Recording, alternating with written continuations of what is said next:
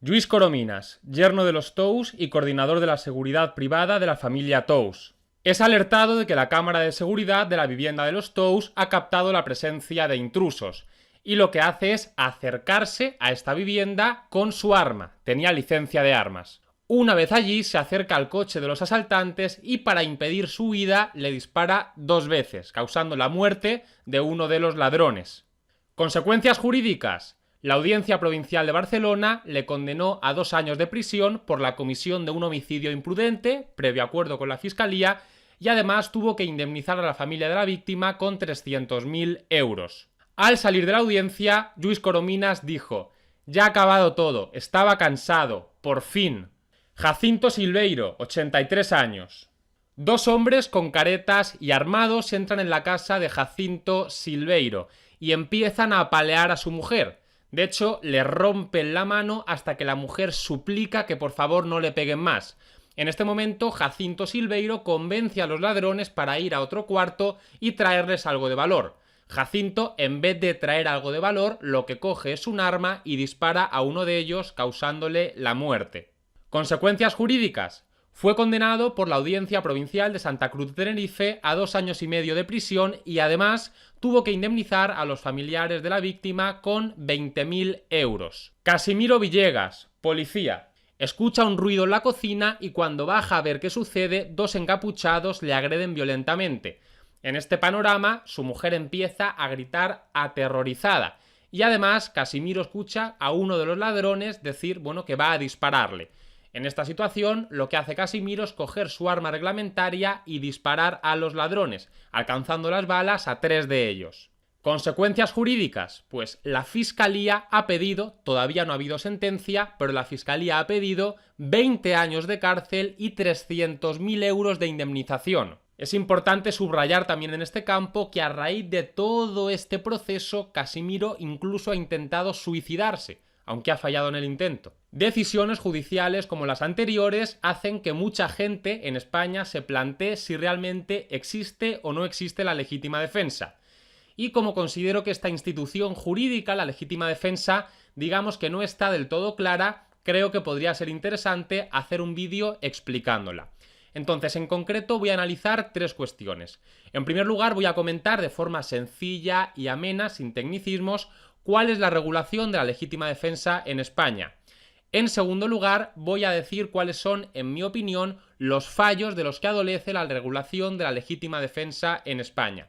Y en tercer lugar, también voy a examinar, de forma cortita, cuáles son las reformas que en relación a la legítima defensa ya ha introducido Matteo Salvini en Italia y pretende introducir en un sentido similar Vox en España. Así que vamos allá. ¿Cuál es la regulación de la legítima defensa en España?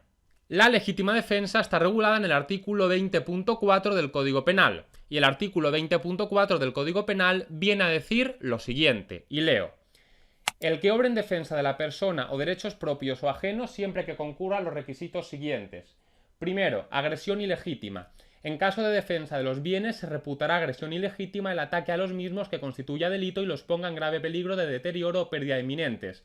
En caso de defensa de la morada o sus dependencias, se reputará agresión ilegítima la entrada indebida en aquella o estas. Segundo, necesidad racional del medio empleado para impedirla o repelerla. Y tercero, falta de provocación suficiente por parte del defensor. Estos vendrían a ser los requisitos que tendrían que concurrir para que se entendiese que una persona, defendiéndose, ha actuado en legítima defensa. De todas formas, un poco confuso, ¿no? Vamos a aclararlo. Digamos que en la legítima defensa hay 2 elementos clave.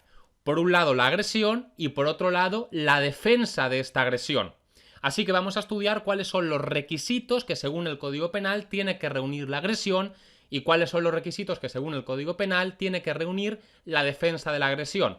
Pero vamos a comentar esto en cristiano y poniendo ejemplos para que se entienda muy bien. ¿Qué requisitos tiene que reunir la agresión? En primer lugar, la agresión tiene que dirigirse contra personas o contra derechos propios o ajenos, lo cual quiere decir que no solamente puedo defenderme de las agresiones que sufro yo, sino que también puedo ayudar a otro que está sufriendo una agresión a defenderse. Por ejemplo, si yo voy por la calle y veo como un ladrón está apaleando a una mujer, yo puedo acudir en defensa de esa mujer, neutralizar al ladrón y que se entienda que yo he actuado en legítima defensa. En segundo lugar, esta agresión tiene que ser ilegítima. Es decir, la persona que está agrediendo a otra no tiene derecho a agredir a esa otra persona. Por ejemplo, imaginemos que un policía ve que yo he cometido un delito y me intenta esposar. Y para esposarme lo que hace es neutralizarme contra la pared, una forma de agresión. Evidentemente yo en este caso no puedo zafarme del policía, empezar a pegarle puñetazos y decir que yo he actuado en legítima defensa. ¿Por qué? Porque el policía tenía derecho a hacer lo que estaba haciendo. Y en tercer lugar, la agresión no tiene que ser provocada por el que luego se defiende alegando legítima defensa. Esto es lógico. Imaginemos que yo empiezo a tirarle huevos a una persona y a insultarle y a tocarle las pelotas y le meo encima y esta persona ya fuera de sí se lanza a pegarme un puñetazo y yo antes de que me dé le suelto otro. Evidentemente yo no puedo alegar legítima defensa porque esta agresión que se dirigía contra mí la he provocado yo, ha sido culpa mía, sentido común. ¿Y qué requisitos tiene que reunir la defensa de la agresión? Y esto es más importante sobre todo porque trae más problemas, así que vamos a verlo con un poco más de detalle. En primer lugar, la defensa de la agresión tiene que ser necesaria. Es decir, si yo no me defiendo ahora, a mí me agreden. Por tanto, la única posibilidad o la única salida para que a mí no me agredan es que yo en este momento me defienda. Por tanto, no puedo defenderme y alegar legítima defensa en relación a agresiones pasadas. Por ejemplo, a mí el lunes me pegan por la calle y la persona que me ha pegado sale corriendo y huye. Y yo luego el viernes me encuentro a esta misma persona. Yo, si le empiezo a pegar puñetazos, no puedo alegar legítima defensa. Y también, en sentido contrario, yo tampoco puedo defenderme frente a agresiones futuras. Imaginemos que, por ejemplo, me dicen que el miércoles me van a esperar a la salida del trabajo una serie de personas para pegarme. Y me dicen quiénes son. Pues yo el lunes, con carácter preventivo, lo que no puedo hacer es tocar el timbre a estas personas y con un bate de béisbol romperles la cabeza. ¿Por qué? Porque tampoco es necesaria la defensa en este caso. Y en segundo lugar, la defensa de la agresión tiene que ser racional. Y lo digo despacio porque aquí está el problema. Para que la defensa sea racional, lo que se requiere es que la persona que se vaya a defender, de entre todos los medios que tenga a su disposición, escoja para defenderse el medio que vaya a causar un menor daño al agresor. Lo que se busca básicamente es la proporcionalidad entre el arma del agresor y entre el arma del que se defiende. Vamos a poner un ejemplo. Imaginemos que el agresor tiene una navaja y yo puedo escoger para defenderme, porque las tengo a mano las dos, entre un bate de béisbol y una pistola. Pues yo debería escoger el bate de béisbol, porque se entiende que la pistola, comparado con la navaja, es desproporcionado. Pero, ¿qué pasa si yo solamente tengo una pistola? ¿Qué tengo que hacer? No sé, ¿dejar a esta persona que me acuchille? Pues evidentemente no. Yo puedo utilizar la pistola, pero también aquí entra en juego otra vez la proporcionalidad. Yo no le tengo que disparar ni a la cabeza, ni a zonas vitales, ni a la femoral, sino que a lo mejor con un tiro al aire bastaría para intimidar a esta persona o simplemente con mostrar la pistola. Por tanto, una actuación distinta se consideraría no proporcionada y por tanto yo no estaría actuando en legítima defensa. O por lo menos no se apreciaría la eximente completa, sino simplemente una eximente incompleta. Se me reduciría un poco la pena, pero no del todo. El Tribunal Supremo, en la sentencia de 20 de mayo de 2004, señaló a este respecto lo siguiente, y leo también. Para establecer la necesidad racional del medio empleado en la defensa no solo cuenta la naturaleza y las características del instrumento defensivo, sino también la posibilidad de acudir a otras alternativas defensivas que aminoren o eviten el mal que se pueda causar con el ejercicio legítimo de la actitud defensiva. ¿Cuáles son los fallos de la regulación de la legítima defensa en España? Pues para mí un error garrafal es el último requisito al que nos hemos referido, es decir, que la defensa de la agresión tenga que ser racional. Y voy a tratar de explicar por qué. El derecho, por definición, básicamente lo que pretende es regular la conducta de las personas en el seno de una comunidad para garantizar una vida ordenada y en paz y concordia, etc. Esto es por lo menos lo que se pretende. Y para lograr esto, el derecho no debe crearse sobre la nada, sino que el derecho tiene que crearse teniendo en cuenta cómo son estas personas.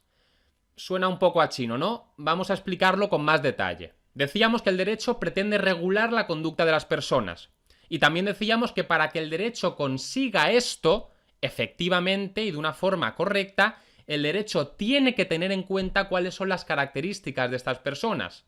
Si no se tiene en cuenta esto, el derecho va a ser totalmente absurdo, no efectivo y va a ser una auténtica basura y papel mojado, porque no va a servir para nada. Imaginémonos, por ejemplo, que, no lo sé, una norma jurídica obligase a las mujeres a dar a luz a los 3 meses de embarazo. Esta norma jurídica sería absurda. ¿Por qué? Pues porque las mujeres embarazadas dirían, oye, aunque tú me obligues a dar a luz a los 3 meses de embarazo, yo hasta los 9 meses de embarazo biológicamente no puedo dar a luz. O imaginemos otra norma jurídica que obligase a las personas, para no contaminar, a ir volando al trabajo. Las personas dirían, vamos a ver, por mucho que tú me obligues a ir volando al trabajo, yo no puedo cumplir esta norma jurídica porque yo biológicamente no puedo volar. Es absurdo. ¿Y por qué digo esto? Pues porque esto no se respeta en la regulación de la legítima defensa. No se tienen en cuenta cuáles son las características de los seres humanos. El Código Penal exige que la defensa frente a una agresión que pone en peligro tu vida o tu integridad física, y no solamente la tuya, sino también a lo mejor la de tus familiares, tiene que ser racional. Y esto es una auténtica tontería, porque los seres humanos, cuando vemos que está amenazada nuestra vida o la vida de nuestros seres queridos, no actuamos de forma racional, sino que actuamos de forma instintiva y emocional, movidos por el instinto de supervivencia. Y para ejemplificar esto, podemos leer un fragmento del libro de Daniel Goleman, Inteligencia Emocional. Es una tragedia, pero creo que es ilustrativa. Leo. Fue una terrible tragedia. Matilda Crabtree, una niña de 14 años, quería gastar una broma a sus padres y se ocultó dentro de un armario para asustarles cuando estos, después de visitar a unos amigos, volvieran a casa pasada la medianoche. Pero Bobby Crabtree y su esposa creían que Matilda iba a pasar la noche en casa de una amiga. Por ello, cuando al regresar de su hogar oyeron ruidos, Crabtree no dudó en coger su pistola, dirigirse al dormitorio de Matilda para averiguar lo que ocurría y dispararle a bocajarro en el cuello apenas ésta salió gritando por sorpresa del interior del armario. 12 horas más tarde, Matilda Crabtree fallecía. Y aquí es donde voy. El miedo que nos lleva a proteger del peligro a nuestra familia constituye uno de los legados emocionales con que nos ha dotado la evolución. Según afirman los biólogos evolucionistas, este tipo de reacciones automáticas ha terminado inscribiéndose en nuestro sistema nervioso porque sirvió para garantizar la vida durante un periodo largo y decisivo de la prehistoria humana. Y más importante todavía porque cumplió con la principal tarea de la evolución: perpetuar las mismas predisposiciones genéticas en la progenie. Y es que las peleas, código penal, no son así. Uno no calcula de forma racional las alternativas de ataque y las consecuencias de cada una. Uno se defiende instintivamente como puede. Primero, distraer al objetivo. Luego bloquear su jab. Cruzado a la mejilla izquierda. Desconcertarlo. Aturdido intentará un derechazo. Bloquear con el codo y golpear al cuerpo. Bloquear su izquierda. Castigar la mandíbula y fracturar. Romper las costillas fisuradas. Provocar traumatismo en el plexo solar. Dislocar la mandíbula por completo. Patada en el diafragma. En resumen, zumbido de oídos, mandíbula rota, 3 costillas fisuradas, 4 rotas, hemorragia abdominal, recuperación física 6 semanas, recuperación psicológica completa 6 meses, capacidad para escupir a la nuca neutralizada. Y esto que estoy diciendo yo ahora, es decir, que el derecho tiene que adecuarse y tener en cuenta la realidad para ser efectivo, no me lo estoy inventando yo, evidentemente. Por ejemplo, ya decía algo parecido Hans Welsel, un catedrático de derecho alemán, con sus estructuras lógico-objetivas. Lo cual es perfectamente lógico. Si el derecho lo que busca es regular la realidad, ¿qué menos que construirse teniendo en cuenta cuál es esta realidad? Porque si el derecho se construye teniendo en cuenta otra realidad, inventada y ficticia, es normal que cuando apliquemos estas normas a la realidad de verdad, los resultados sean totalmente incomprensibles. Es decir, si nosotros creamos un derecho en el que las mujeres tienen que parir a los 3 meses, en el que las personas tienen que ir volando al trabajo, o en el que las personas cuando están sufriendo una amenaza contra su vida tienen que defenderse de forma racional, es decir, estamos creando un derecho sobre la base de una realidad que no existe, cuando aplicamos estos principios a la realidad de verdad, pues nos damos contra la pared de cabeza. ¿Por qué? Porque no tiene ningún sentido. Y lo más absurdo de todo es que de una conducta ilegal, estar dispuesto a agredir a otra persona e incluso llegar a matarla, nazcan derechos para esta persona que está actuando de forma ilícita, que la víctima solamente se pueda defender de forma racional. ¿Qué sucede con los contratos? Pues muy sencillo. Si una persona no cumple con sus obligaciones, tampoco puede reclamar derechos. Por ejemplo, en una compra-venta, ¿qué pasa si el vendedor no entrega la cosa al comprador? ¿Qué pasa si no cumple su obligación? Pues que el comprador no está obligado a su vez a pagarle el precio.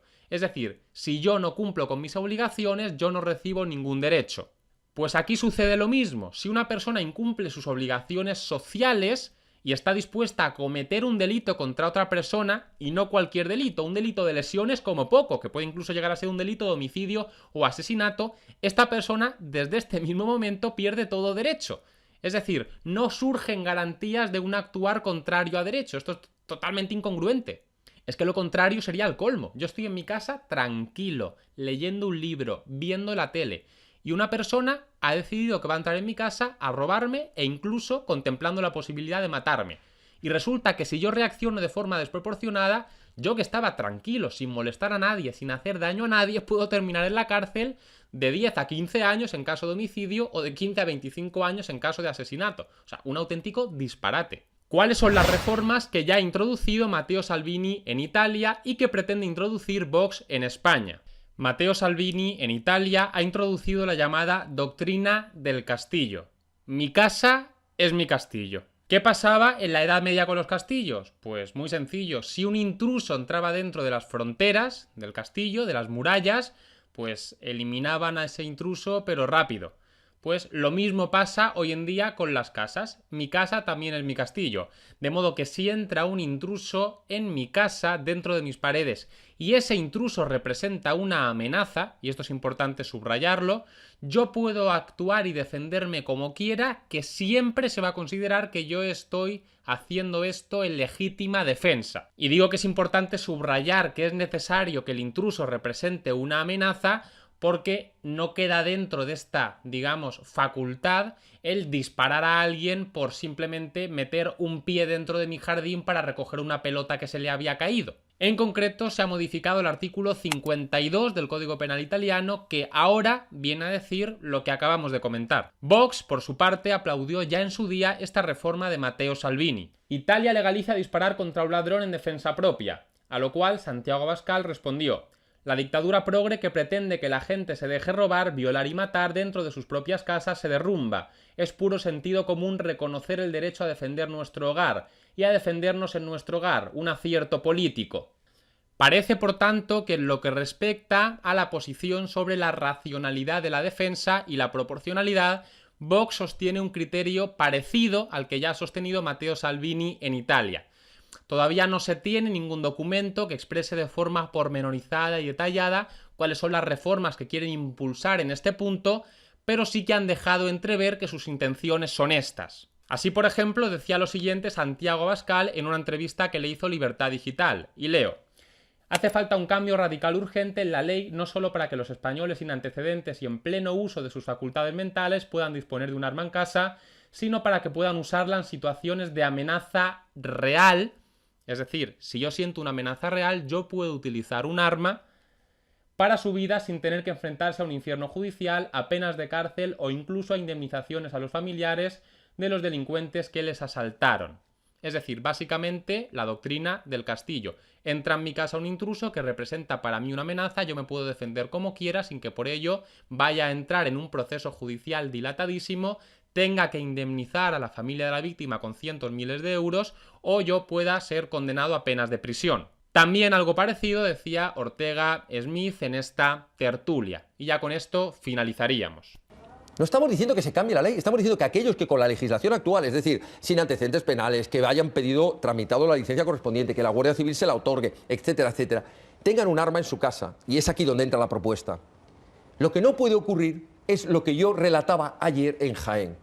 Y vi a las más de 1000 personas que estaban en el acto de Jaén llorando cuando yo lo conté e hice subir al escenario a esta persona. Yo les conté que una persona de 79 años con su mujer de 72 años tuvieron que sufrir como 2 criminales encapuchados, entraron en su casa, en un pueblecito de Jaén, le pegaron 2 tiros con silenciador a los perros que tenían ahí, entraron en la casa, les pegaron una paliza que estuvieron a punto de matarlos, cogieron una barra de hierro y le rompieron al hombre las piernas, los dejaron maniatados con bridas para robarles luego unas pequeñas joyas familiares y menos de 600 euros. Bien, y yo añadía, les decía a los asistentes al acto, les decía, si este hombre de 79 años llega a haber cogido la escopeta que tiene de caza desde hace más de 20 años, con la que el pobre hombre por los fines de semana saldrá a intentar pegarle ahí a una perdiz o a un conejo, desde hace más de 20 años, y para defender la vida propia o la de su mujer, le pega un tiro a uno de esos criminales. Hoy, con la legislación actual, y ya tenemos varios casos, hay uno en Canarias, hay otro en Andalucía, que se han tenido que ver sentados en el banquillo, acusados de homicidio y sobre su cabeza con el riesgo de ser condenados a muchos años de prisión. Lo que Vox dice y lo que Vox va a defender en el Congreso... posteriori lo han sido en estos casos que usted decía, yo lo desconozco. No, están juzgándose y acusados de penas altísimas. Lo que dice Vox, y va a defender el 28 de abril, y yo lo reitero hoy, es que vamos a pedir una modificación del Código Penal para que sea una eximente completa de responsabilidad que cualquier español que esté en su casa, bien sea con una escopeta de caza de la que tiene licencia, bien sea con un cuchillo de la cocina, bien sea agarrando un jarrón o un macetero y rompiéndose la cabeza al criminal, si lo mata o lo deja herido, sea exento de cualquier responsabilidad penal. Si estas personas tienen que hacer uso legítimo de esa escopeta de caza que tienen o de una pistola para salvar la vida de su mujer, que están violando a su hija, que los quieren matar y matan a uno de estos criminales o lo dejan herido, nosotros decimos que esa persona no debe tener ninguna responsabilidad penal. Y lo decimos y lo vamos a reiterar y lo vamos a defender. Si queréis estar al tanto de futuros vídeos, suscribíos a mi canal. Si queréis leer mis comentarios diarios sobre temas de actualidad, seguidme en Twitter. Y si queréis apoyarme económicamente, podéis hacerlo en Patreon.